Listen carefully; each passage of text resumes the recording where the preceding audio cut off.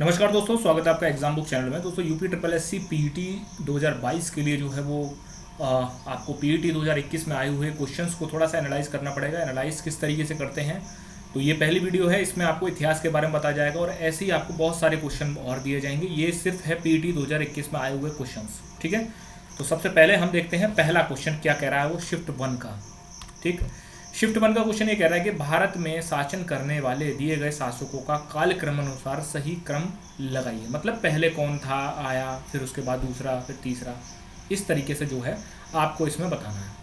तो देखिए, अगर हम शेरशाह का अगर हम कालक्रम देखेंगे तो ये 1540 से लेके 1545 ईस्वी तक इसने शासन किया है।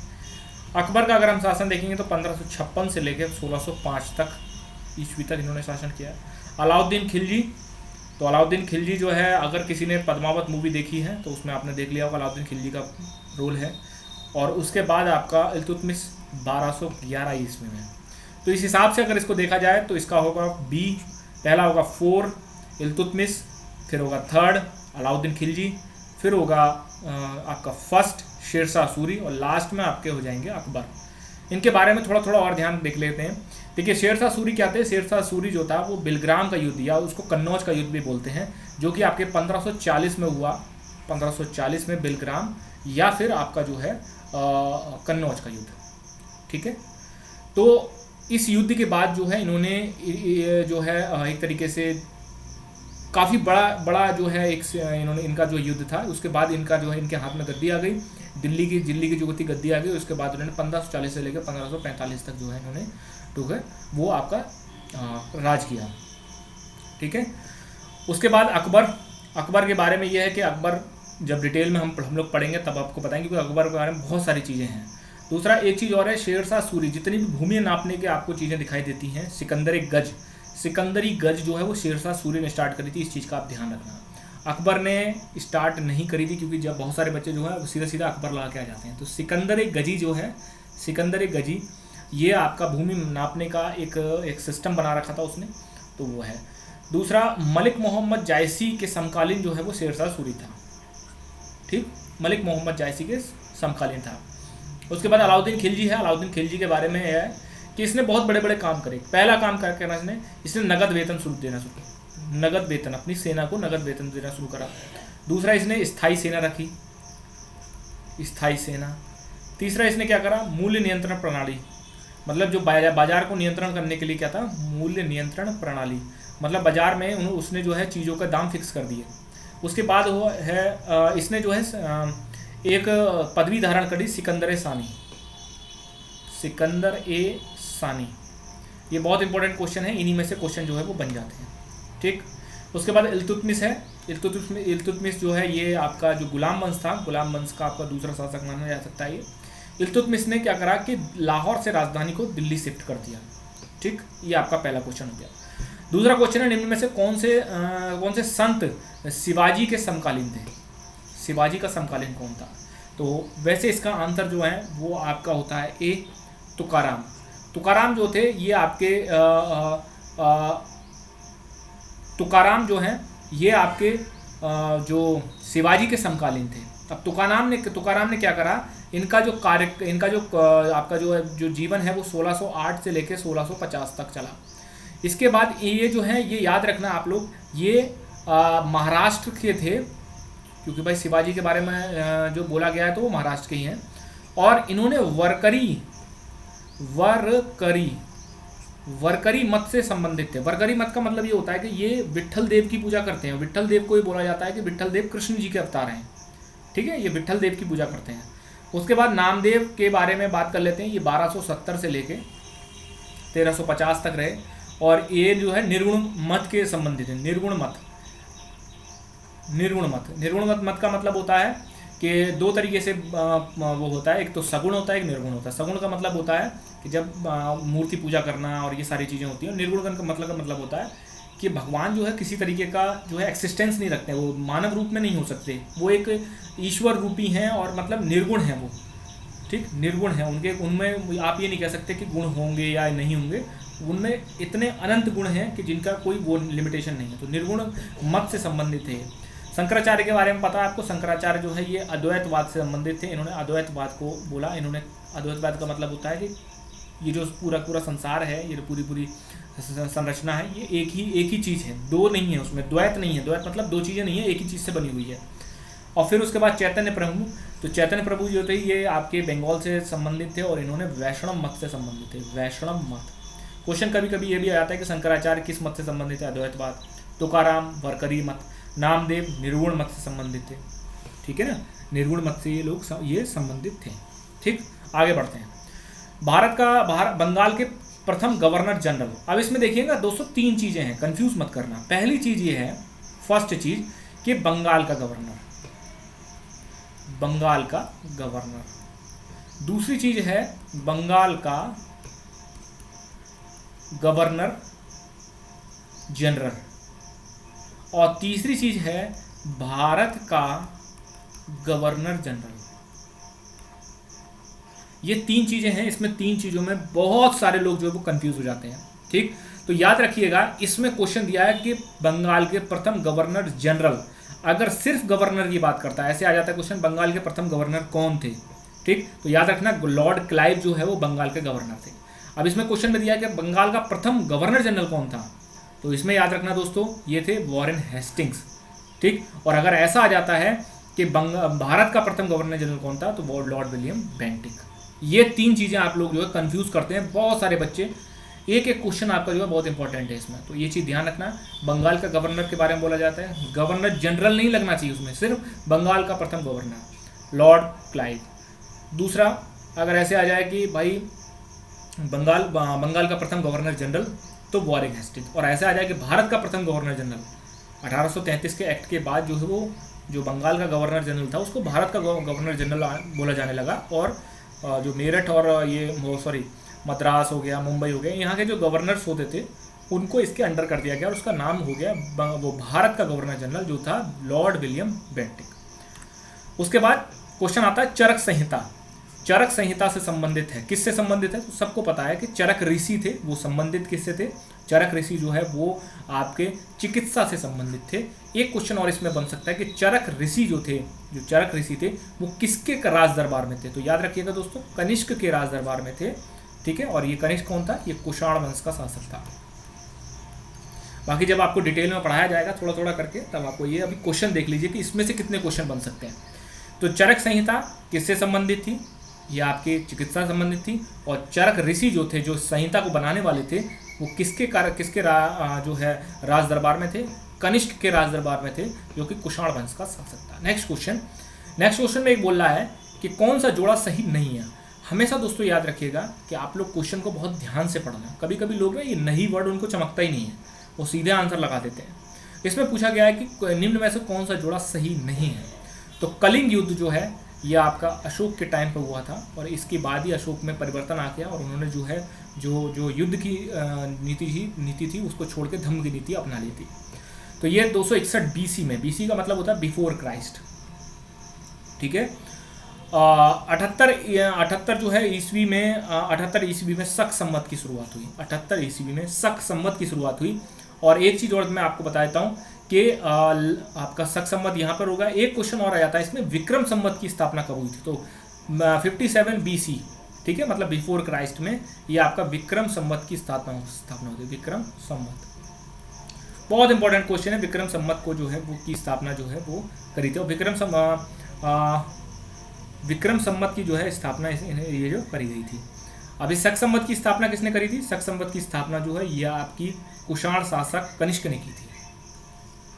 कनिष्क ने की थी। ठीक है, उसके बाद 622 में मुस्लिम युग की शुरुआत होती है और उसके बाद 1709 में औरंगजेब की मृत्यु। तो दोस्तों यही आपका आंसर हो जाएगा, ये गलत है। औरंगजेब की जो मृत्यु थी वो 1707 ईस्वी में हुई थी। 1707 में, इतना ध्यान रखना। नेक्स्ट क्वेश्चन है, भारत निम्न में से किसे भारत का ग्रैंड ओल्ड मैन के नाम से जाना जाता है? बहुत ही बच्चों वाला क्वेश्चन है, इसको आप आराम से कर सकते हैं। इसका आंसर है आपका दादा भाई नौरोजी। ठीक, अब दादा भाई नौरोजी के बारे में थोड़ा सा हम और देख लेते हैं कि भाई दादा भाई नौरोजी जो हैं इन्होंने जो है एक पुस्तक थी, ठीक है, पुस्तक कह लो या पत्र कह लो, रफ्त गुफ्तार, ये पत्र था। इन्होंने, क्योंकि ये क्वेश्चन आया है और एक और था रहनुमाई माज़दायन सभा। ये 2 सभाएं जो हैं वो इनके द्वारा गठित करी गई थी, इन्होंने जो है वो उसका जो है बनाया था। ठीक, उसके बाद इन्होंने जो है ईस्ट इंडिया एसोसिएशन लंदन में, ये भी बहुत इंपॉर्टेंट क्वेश्चन है, ईस्ट इंडिया एसोसिएशन, इसकी स्थापना जो है वो दादा भाई नौरोजी ने आपका जो है लंदन में करी थी। ठीक, लंदन में। तो ईस्ट इंडिया एसोसिएशन दादा भाई नौरोजी, बहुत ही अच्छा क्वेश्चन है। दूसरा, इन्होंने एक पुस्तक जो है वो निकाली, एक पुस्तक निकाली, उसका नाम था poverty and un British rule in India. मतलब दादा भाई नौरोजी पहले ऐसे व्यक्ति थे जिन्होंने ये बताया कि किस तरीके से, किस षड्यंत्र के तहत ब्रिटिश गवर्नमेंट जो है वो भारत का पैसा बाहर भेज रही है और भारत दिनों दिन गरीब होता चला जा रहा है। और पहली बार नेशनल इनकम का जो कॉन्सेप्ट था वो भी दादा भाई नौरोजी ने ही बताया था कि भारत की नेशनल इनकम किस तरीके से क्या है। ये क्वेश्चन आया हुआ है। ठीक, कि प्रथम जो है वो नेशनल इनकम का कॉन्सेप्ट जो था किसने लाए, और poverty and un British rule India में क्या था, तो ये चीज़ मैंने आपको बता दी। नेक्स्ट क्वेश्चन है कि 1915 में कौन 2 थे जिनके नेतृत्व में होम रूल लीग की स्थापना हुई। तो ये बहुत ही सिंपल क्वेश्चन है। होम रूल लीग की स्थापना जो है एनी बेसेंट और लोकमान्य तिलक के रूप में आप इन्होंने जो है करी थी। तिलक ने सबसे पहले 1916 अप्रैल में, और एनी बेसेंट ने सितंबर 1916 में। ये आपको डेट सिर्फ 1916 याद करनी है, ये सितंबर अप्रैल मत याद करना है, इसमें कुछ नहीं है। दूसरा, तिलक की 2 पुस्तकें हैं, एक है मराठा और एक है केसरी। ठीक, मराठा ये आपकी इंग्लिश में थी और केसरी ये आपकी मराठी में थी। और एनी बेसेंट ने भी 2 पुस्तकें जो है वो 2 जो है उन्होंने लिखी हैं, एक है कॉमनवेल्थ और एक है न्यू इंडिया। ये है कॉमनवेल्थ और न्यू इंडिया, ये आपकी एनी बेसेंट द्वारा लिखी गई थी। ठीक है, तो ये हो गया। उसके बाद याद रखना कि अगर क्वेश्चन ऐसे आता है, देखिए 2 क्वेश्चन बनते हैं इसमें। पहला क्वेश्चन ये आता है कि प्रथम महिला कांग्रेस की अध्यक्ष कौन थी। प्रथम महिला कांग्रेस की अध्यक्ष कौन थी, तो वो थी एनी बेसेंट। 1917 का जो अधिवेशन था उसमें इन्हें जो है अध्यक्ष बनाया गया था। दूसरा है प्रथम भारतीय महिला जो कांग्रेस की अध्यक्ष बनी, ये भी क्वेश्चन आपका जो है वो आ जाता है। ठीक है, आगे देखते हैं। तो सरोजिनी नायडू थी। उसके बाद आपका क्वेश्चन आता है कि भाई ये आपको मैच द फॉलोइंग करना है। अब देखिए ये आपके 4 ऑप्शन है और ये आपके 5 ऑप्शन है। ठीक, अब इसको किस तरीके से हम मैचिंग करेंगे और क्या हम लोगों को ध्यान देना चाहिए मैच द फॉलोइंग करते समय। जैसे सिंपल है, ब्रह्म समाज के बारे में हमें पता है कि ब्रह्म समाज जो है वो राजा राम मोहन रॉय ने आपका जो है उसकी स्थापना करी थी। तो ए का 3 हो गया। अब आप देखेंगे, जब आप यहाँ देखेंगे ए के 3 ये हो गए, तो इसका मतलब ये आपका काट सकते हैं आप इसे। ठीक, पहला एलिमिनेशन हो गया। उसके बाद आपको पता है कि जो आपका आर्य समाज है, आर्य समाज, वो आपका दयानंद सरस्वती ने स्थापना करी थी उसकी। तो आर्य समाज दयानंद सरस्वती हो गया, मतलब सी का 2 हो गया। अब यहाँ पर सी के 2 हो गए, तो मतलब डी भी गया। अब इन दोनों में से हमें देखना है।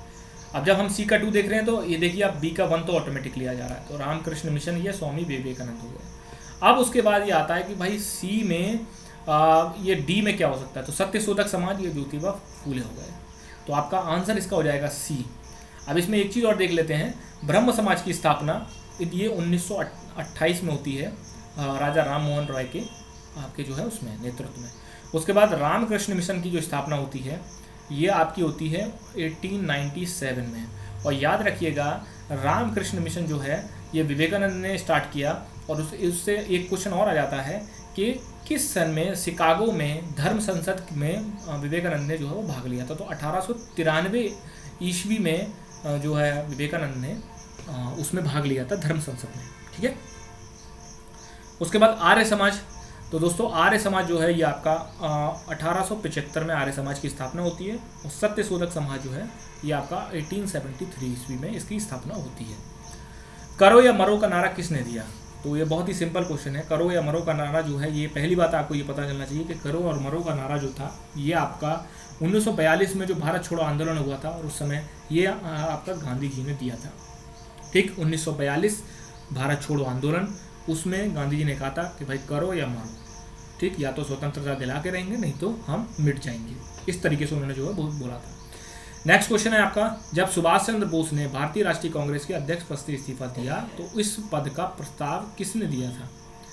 ठीक है, तो इसके बारे में एक अच्छे से हम लोग देख लेते हैं। तो सबसे पहले ध्यान रखिएगा कि सुभाष चंद्र बोस ने 2 बार वो कांग्रेस के अध्यक्ष बने। एक बने 1938, किसमें बने? हरिपुरा अधिवेशन, हरिपुरा में, और एक बनते हैं 1939 में। ठीक, ये क्या था? ये त्रिपुरी। अब 1939 में क्या हुआ कि जब 1939 में सुभाष चंद्र बोस थे और गांधी जी एंड टीम की तरफ से जो है ये आपके थे पट्टाभी सीतारमैया। लेकिन पट्टाभी सीतारमैया जो है बहुत ही बुरी तरह हार जाते हैं और वहाँ पर गांधी जी का ईगो हर्ट हो जाता है। ठीक, गांधी जी का ईगो हर्ट होता है और गांधी जी जो है वो अलग तरीके से जो है मुंह बना के बैठ जाते हैं। तो वहाँ पर जब जो ये सुभाष चंद्र बोस होते हैं, इनको भी खराब लगता है, यार बताओ बड़े बुजुर्ग मुंह बनाए बैठे हुए हैं, तो इससे अच्छा है कि ख़त्म करो। तो वो वहाँ पर त्रिपुरी में जो है जो कांग्रेस के अध्यक्ष बनाया गया था ना, वहाँ से वो अपना इस्तीफा दे देते हैं। और वहाँ पर उस समय याद रखिएगा कि राजेंद्र प्रसाद को जो है वो कार्यकारिणी का अध्यक्ष बना दिया गया था 1939 के त्रिपुरी संकट के बाद। इसका ध्यान रखना। और फिर इसमें और भी देख लेते हैं, जवाहरलाल नेहरू जो है सबसे इम्पोर्टेंट इनका जो अधिवेशन रहा है वो है सबसे इम्पोर्टेंट रहा है 1929 लाहौर अधिवेशन, जहाँ पर आपको पता होगा रावी नदी के तट पे झंडा फहराया गया और पूर्ण स्वराज की जो है मांग करी गई। 1929 आपका जो है लाहौर अधिवेशन। 1930 में याद रखिएगा दोस्तों, 1930 में कोई भी कांग्रेस का अधिवेशन नहीं हुआ है। और फिर 1931 में आपका जो है कराची अधिवेशन होता है और उसके अध्यक्ष होते हैं हमारे वल्लभ भाई पटेल। ठीक है, वल्लभ भाई पटेल जो हैं ये हमारे कराची 1931 के कराची अधिवेशन के जो है वो आपके अध्यक्ष होते हैं। ठीक, तो और उसके बाद जो है 1934 में 1934 इसमें जो है बॉम्बे में हुआ, इसमें राजेंद्र प्रसाद को अध्यक्ष बनाया गया। और पट्टाभी सीतारमैया जो हैं ये 1939 के बाद, मतलब उसमें तो हार गई है लेकिन उसके बाद इनका टाइम पड़ता है, तो ये बनते हैं 1948 में प्रथम स्वतंत्र भारत के कांग्रेस के अध्यक्ष बनते हैं ये पट्टाभी सीतारमैया। नेक्स्ट क्वेश्चन देख लेते हैं। ठीक है दोस्तों, तो ये आपके सेट 1 के क्वेश्चन हो जाते हैं। ठीक, सेट 1 के। अब हम सेट 2 के क्वेश्चन पे चलते हैं। तो पहला क्वेश्चन दोस्तों ये आता है कि निम्न में से इसमें भी क्रम लगाने। देखिए आप देख रहे हैं दोनों सेटों में कितनी समानताएं हैं, वहां पर भी क्रम लगाने के लिए था, यहाँ पर भी पहला क्वेश्चन क्रम लगाने के लिए। तो इसमें आप देखेंगे कि टॉमस रो जो था, टॉमस रो, ये 1615 से लेकर 1617 तक आता है और ये जहांगीर के दरबार में आता है। ये क्वेश्चन बहुत बार गलत कर देते हैं, शाहजहां लगा देते हैं इसमें, लेकिन ये जहांगीर के दरबार में जो है टॉमस रो आया था। फायान 399 से लेके 412 और हेनसांग जो था ये आपका 630 से लेकर 643 तक। ये जो हैं फायान जो थे वो चंद्रगुप्त द्वितीय CG2 या चंद्रगुप्त विक्रमादित्य की इन्होंने उपाधि धारण करी थी। और ये जो है ये आपके आते हैं हर्षवर्धन के काल में। तो इसमें आपका जो है क्या हो जाएगा? सी हो जाएगा। पहले फायान आए, फिर हेनसांग आए, फिर टॉमस रो आए। नेक्स्ट क्वेश्चन, सिराजुद्दौला किस युद्ध में अंग्रेजों से पराजित हुआ? तो आपका याद होगा कि एक युद्ध हुआ था जिससे कि पूरा भारत का इतिहास बदल गया। वो था आपका प्लासी का, बैटल ऑफ प्लासी 1757 में होता है। ये किसके बीच में? सिराजुद्दौला और आपका अंग्रेजों के बीच में। यहाँ पर सिराजुद्दौला के साथ होते हैं मीर जाफर, ठीक, जो कि उसका कमांडर इन चीफ होता है और ये धोखा कर देता है सिराजुद्दौला के साथ, नहीं तो आज हिस्ट्री अलग होती। ठीक, सिराजुद्दौला के साथ धोखा कर देता है और वहाँ पर ये अंग्रेजों के साथ मिल जाता है, जाकर अंग्रेज इसको खरीद लेते हैं एक तरीके से मीर जाफर को, और वहाँ पर जो है ये सिराजुद्दौला हार जाता है। तो ये 1757 ईस्वी में हुआ है। बक्सर का युद्ध हुआ है 1764 में। ठीक, जो रही कसर प्लासी में रह गई थी वो बक्सर में बिल्कुल ही खत्म हो गई, क्योंकि प्लासी में जो है वो बंगाल का जो आपका बंगाल का जो मतलब एक तरीके से हेड ऑफ बंगाल जो था सिराजुद्दौला, वो हार गया था। लेकिन बक्सर के युद्ध में आप देखेंगे कि दिल्ली का सुल्तान वही हार गया था, मतलब मुगल साम्राज्य का जो सुल्तान था वही हार गया था। तो 1764 का युद्ध जो है वो अपने आप में बहुत बड़ा माना जाता है। प्लासी के युद्ध में बंगाल, बिहार और उड़ीसा तक सीमित थे अंग्रेज, लेकिन बाद में तो भाई उन्होंने पूरा ही कैप्चर कर लिया। जब हारोगे तो भाई संधियाँ आपको करनी पड़ेंगी। ठीक, वंडी वॉश का युद्ध जो हुआ वो 1760 में होता है। और वंडी वॉश के युद्ध में क्या होता है? वंडी वॉश मतलब पूरा ही साफ कर दिया, किसे? फ्रांसीसी शक्ति को पूरा साफ कर दिया गया था। फ्रांसीसी शक्ति जो कि ब्रिटेन उससे एक राइवलरी शक्ति मानी जाती थी, वो पूरी साफ कर दी गई थी वनडी वॉश के युद्ध में। ठीक, फ्रांस और अंग्रेज़ों के बीच में लड़ाई होती है और इसमें जो है अंग्रेज़ों की जीत होती है और फ्रांसीसी जो सरकार होती है, फ्रांसीसी जो कंपनी होती है, वो पूरी तरीके से हार जाती है। नेक्स्ट क्वेश्चन है, निम्न में से किसने हड़प नीति के कट्टर समर्थक थे? जब आपको मैं पढ़ाऊंगा तो उसमें नीतियाँ कई सारी रही हैं, सब 3-4 नीतियाँ हैं। उन नीतियों के बारे में आपको मैं डिटेल में बताऊंगा। डिटेल मतलब ऐसा नहीं कि बिल्कुल नॉर्मल तरीके से आपको पता होना चाहिए, क्योंकि क्वेश्चन कुछ घुमा के भी आ रहे हैं इसमें। तो हड़प नीति कौन सी थी? आपने 1000 बार पढ़ा होगा। आपके ये थे लॉर्ड डलहौजी। कार्यकाल क्या था? 1848 से लेके 1856 तक। याद रखना, लॉर्ड डलहौजी जो था ये आपका 1857 के युद्ध में जो क्रांति हुई थी उसमें नहीं था, ये उसमें नहीं था। बहुत सारे लोग कंफ्यूज हो जाते हैं। ठीक, जैसे आपने देखा होगा कि इस बार क्वेश्चन आया, लेखपाल के पेपर में क्वेश्चन आता है कि उसमें ये क्वेश्चन था कि निम्न में से कौन जो है 1942 का जब वो आंदोलन का प्रस्ताव पारित किया तो उस समय भारत का वो वायसराय कौन था? वो क्वेश्चन जो है वहाँ पर बेबल और लिनलिथगो में लोग कंफ्यूज हो गए बिल्कुल। ठीक है, तो ये चीज़ है। तो यहाँ पर आपके लॉर्ड जो ये आ जाएंगे आपके डलहौजी, इन्होंने जो है वो हड़प नीति, और इन्होंने सबसे पहले सतारा को हड़प नीति के तहत कैप्चर किया था। ठीक है, नेक्स्ट क्वेश्चन आता है, भारतीय इतिहास में धन्वंतरी ये कौन थे? तो दोस्तों धन्वंतरी जो थे ये आपके प्रसिद्ध चिकित्सक थे, चंद्रगुप्त विक्रमादित्य या CG2 चंद्रगुप्त द्वितीय के जो सभा में ये आपके चिकित्सक थे। बहुत बार क्वेश्चन आया कि धन्वंतरी कौन थे या धन्वंतरी किसके कार्यकाल में थे या किसके राज दरबार में थे? तो ये चंद्रगुप्त द्वितीय जो कि गुप्त वंश का शासक था, तो उसके जो है राज दरबार में ये थे धन्वंतरी। ये चिकित्सक थे और बहुत ही मतलब नंबर 1 चिकित्सक थे उस टाइम के। और चंद्रगुप्त द्वितीय के जो सभा थी उसमें वैसे तो जो है नवरत्न का कॉन्सेप्ट था वहाँ पे, लेकिन 2 लोगों के नाम जो मैं आपको बताना चाहता हूँ और जो क्वेश्चन आता है, एक तो थे अमर सिंह, ये भी बहुत बार क्वेश्चन आया है। दूसरी है वारा मिहिर किसके राज दरबार में थे? तो ये भी चंद्रगुप्त द्वितीय के कार्यकाल में ही थे। नेक्स्ट है, मौर्यकालीन भारत के विवरण वाली इंडिका के लेखक कौन थे? भाई मौर्यकाल में एक भाई साहब आए, उनका नाम था मेगस्थनीज। उन्होंने भाई पूरा देखा और देखने के बाद एक पुस्तक बनाई, उसको नाम दे दिया इंडिका। उसमें भारत के बारे में, मौर्यकाल के बारे में डिटेल में चर्चा करी गई है। ठीक है, बहुत ही डिटेल में चर्चा करी गई है। बाकी मैंने आपको बता दिया, फायान ये आया चंद्रगुप्त द्वितीय के कार्यकाल में, जिसको चंद्रगुप्त विक्रमादित्य भी बोलते हैं, और ये आए ये आपके हर्षवर्धन के कार्यकाल में, आए। ठीक है, पीछे क्वेश्चन है वो रिपीटेड क्वेश्चन है। उसके बाद है क्वेश्चन, साइमन कमीशन किस वर्ष भारत में प्रथम बार आया? याद रखिएगा, यहाँ पर लोग जो है सबसे ज़्यादा गलती करते हैं वो है 1927 लगा के आ जाते हैं। अच्छी बात यह है कि इसमें 1927 ऑप्शन ही नहीं है, नहीं तो इसका 1927 लगा के आ जाते हैं, जो कि गलत है। 1927 में घोषणा करी गई थी। ठीक है, घोषणा कह लो या फिर गठन। और ये कहाँ गठन हुआ था? ये आपके ब्रिटेन में गठन हुआ था। और जब ये आया भारत में, तो भारत में आते आते इनको 1928 लग गया, तो इसका आंसर आपका 1928 हो जाता है। ठीक, और इसी टाइम पे साइमन गो बैक के नारे लगे थे। असल में इसमें सारे के सारे अंग्रेज थे। जॉन साइमन इसके जो है वो साइमन कमीशन के अध्यक्ष थे, और 1928 में ये इंडिया में आ गए थे।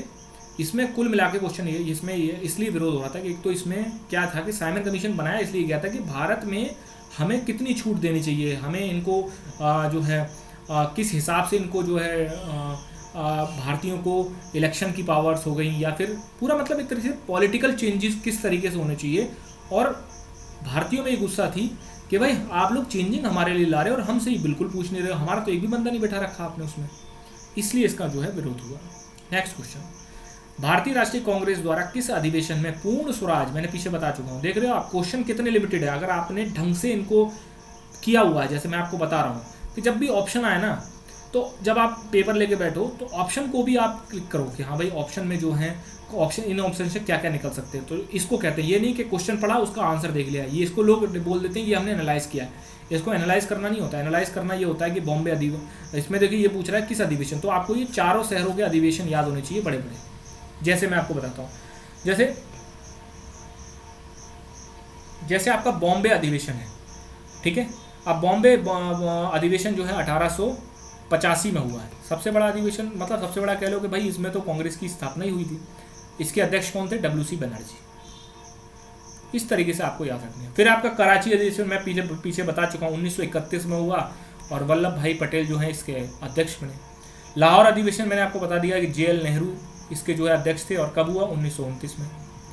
लखनऊ अधिवेशन ये आपका 1916 में होता है, और इसमें क्या होता है? इसमें गरम दल और नरम दल जो है वो दोनों के दोनों, गरम दल और नरम दल दोनों के दोनों जो है इसमें आपके समझौता हो जाता है, ठीक है, जिससे कि गरम दल और नरम दल के बीच में समझौता होने का सबसे ज़्यादा जो आपके विरोध में थे वो आपके थे मोहम्मद अली जिन्ना। देखिए जिन्ना के बारे में आज नेगेटिव इमेज है, लेकिन जिन्ना 1920 से पहले बहुत ही अलग टाइप का आदमी था, बहुत ही अलग टाइप का आदमी। वो हिंदू मुस्लिम एकता और ये सारी चीज़ें, जब आपका जो है गांधी जी ने, आपको जानकर आश्चर्य होगा, जब गांधी जी ने जो है वो असहयोग आंदोलन स्टार्ट करा, असहयोग से पहले खिलाफत आंदोलन था, तो सिर्फ मोहम्मद अली जिन्ना ही था जो कि खिलाफत आंदोलन के विरोध में था। वो ये चाहता था कि गांधी जी जो है वो खिलाफत आंदोलन में भाग ना लें, क्योंकि खिलाफत आंदोलन भारत की आज़ादी के लिए, भारत के किसी लिए फ्रूटफुल नहीं है। वो तो मुस्लिम्स ने इसलिए स्टार्ट किया था कि भाई वहाँ पर जो है ब्रिटेन जब वर्ल्ड वॉर, ये सब लोग जो है फर्स्ट वर्ल्ड वॉर हार गए, ठीक है, तो वहाँ पर जो है जो टर्की जो था वो उसको तोड़ रहे थे, जितने भी ये जो बड़े बड़े कंट्रीज थे ये सब लोग तोड़ रहे थे, और वहाँ पे खलीफा का पद खत्म किया जा रहा था। इस वजह से विरोध हो रहा था, कोई उसमें इंडिया का कोई वो नहीं था कि हाँ भाई इंडिया के लिए हम ऐसा कर रहे हैं। जो आपका मोहम्मद अली जिन्ना था ये उस चीज़ को पसंद नहीं करता था। इस चीज़ कहता था कि जिस आंदोलन का इंडिया से कोई भी संबंध नहीं, जिस आंदोलन से इंडिया को कोई फ़ायदा नहीं होने वाला, हम गांधी जी को उस आंदोलन में भाग नहीं लेना चाहिए। लेकिन वहाँ पर देखिए वो उन्होंने नहीं सुनी इस चीज़ को, और उसके बाद क्या हुआ, धीरे धीरे करके कांग्रेस से उनको साइडलाइन किया गया, और वहाँ पर फिर तो भाई जो उन्होंने करा वो सब जानते ही हैं। नेक्स्ट क्वेश्चन है, इसमें देखिए मिलान के लिए आया है, तो इसमें मिलान के लिए क्या है कि देखिए इंडियन नेशनल आर्मी किसने आपका जो करी, तो ये है आपके सुभाष चंद्र बोस। लेकिन याद रखिएगा कि इंडियन नेशनल आर्मी जो है वो 1942 में मोहन सिंह ने प्रथम बार जो है वो इसको शुरू किया था। उसके बाद इन्होंने सुभाष चंद्र बोस ने कमान संभाली है कि 1943 में, ठीक। तो ए का हमें पता है कि 2 होता है, तो यहाँ पर देखिए ए का 2, यहाँ पर तो आपको कुछ करना ही नहीं पड़ा, तब भी आपने देखिए सीधा सीधा आंसर लगा दिया, क्योंकि ए में सिर्फ 2 ही ऐसा है जो कि एक बार रिपीट हो रहा है। अगर यहाँ पर 2 बार होता तो आपको और मेहनत करनी पड़ती। गदर पार्टी की स्थापना सिंपल सबको पता है, लाला हरदयाल। मित्र मेला, ठीक, मित्र मेला किसने करा, तो मित्र मेला जो है वो BD सावरकर। और होम रूल लीग ये आपको पीछे बता चुका हूँ, एनी बेसेंट ने करी, ठीक। ये आपके जो है आंसर हो गया इसका। नेक्स्ट है आपका महात्मा गांधी के खिलाफत आंदोलन से जुड़ने का विरोध किसने करा, अभी बताया मैंने, मोहम्मद अली जिन्ना ने ही जो है वो खिलाफत आंदोलन से जुड़ने का जो है विरोध किया था कि भाई आप लोग खिलाफत आंदोलन से मत जुड़िए, इसका कोई फ़ायदा भविष्य में भारत के ऊपर नहीं होने वाला है। नेक्स्ट क्वेश्चन है, इनमें से कौन सा क्रांतिकारी संगठन काकोरी षड्यंत्र केस में शामिल था, ठीक। तो काकोरी षड्यंत्र केस में जो शामिल था, सबसे पहले आपको बात बता दें, काकोरी षड्यंत्र केस में एक पूरा संगठन शामिल था, उसका नाम था HRA, ठीक, हिंदुस्तान रिपब्लिकन एसोसिएशन, ठीक। ये था, ये 1924 में बनाया गया था, सचिंद्र सान्याल और बहुत सारे लोग थे इसमें, ठीक। हिंदुस्तान, इसका आंसर हो जाएगा HRA। उसके बाद जो है इसको, जब इन लोगों को पकड़ लिया गया और इन लोगों को फांसी दी गई, क्योंकि इन्होंने काकोरी कांड किया था। काकोरी मतलब एक ट्रेन को लूटा था पैसे के लिए, और जो है जिससे कि पैसा इकट्ठा हुआ तो हम हथियार वगैरह लेके और अंग्रेज़ों को मारेंगे, ठीक, वो था। लेकिन जो है राम प्रसाद जो है सरकारी खजाने लूटने का जो विचार था, ये सबसे पहले राम प्रसाद बिस्मिल का था।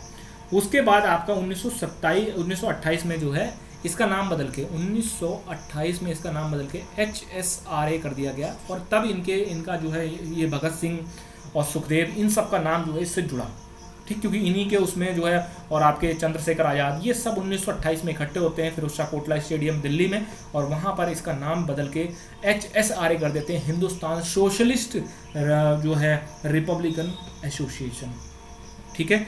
गदर पार्टी आपको पता होना चाहिए, गदर पार्टी की स्थापना 1913 में करी गई, किसने करी गई, लाला हरदयाल और सोवन सिंह भागना ने। अनुशीलन समिति ये आपके 1907 में, ये क्वेश्चन आया था, 1907 में करी गई, किसने करी, ये आपकी करी थी वरिंद्र घोष ने, ठीक, और भूपेंद्र नाथ। अभिनव भारत ग्रुप ये आपका BD सावरकर, बहुत बार क्वेश्चन आता है BD सावरकर, ठीक, मैंने आपको बता दिया HSA मतलब हिंदुस्तान, वो HRA हिंदुस्तान रिपब्लिकन एसोसिएशन, ये 1924 में होती है। सचिंद्र सान्याल, राम प्रसाद बिस्मिल, चंद्रशेखर आज़ाद, और HSRA जो थी इसमें आपके चंद्रशेखर आज़ाद, भगत सिंह, सुखदेव, ये सारे के सारे लोग इसमें थे। तो दोस्तों ये होते हैं आपके 20 क्वेश्चन, क्योंकि उसमें सीधा सीधा लिखा हुआ है कि 20 क्वेश्चन इतिहास के आएंगे, और डिट्टो आपके 10 क्वेश्चन पहले शिफ्ट में, 10 क्वेश्चन सेकंड शिफ्ट में आए। इसके बाद आपको जो है धीरे धीरे सारे सब्जेक्टों को तोड़ के जो है सारी आपको वीडियो जल्दी से जल्दी प्रोवाइड कराई जाएंगी। धन्यवाद।